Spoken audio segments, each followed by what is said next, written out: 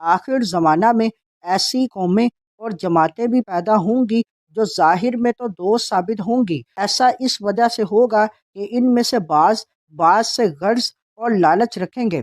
حدیث میں فرمایا کہ یہ سب دنیا کی حرص اور لالچ کی وجہ سے ہوگا، یعنی جب لوگوں کا مقصد بسم اللہ الرحمن الرحیم۔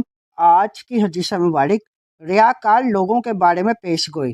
المعجم الاوسط للطبرانی، حدیث نمبر 5220۔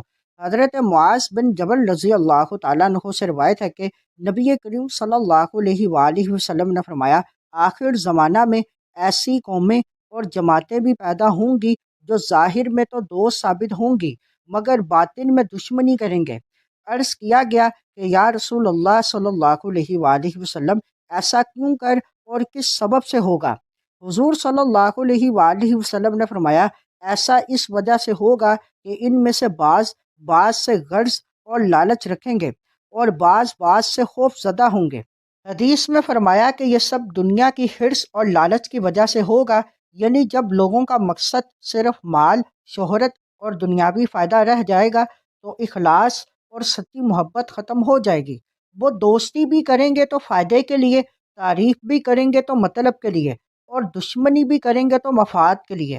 یہی کیفیت ہم آج اپنی آنکھوں سے دیکھ رہے ہیں۔ سوشل میڈیا پر محبت کے الفاظ، دعائیں، تعریفیں، مگر دلوں میں مقابلہ، حسد اور دکھاوا۔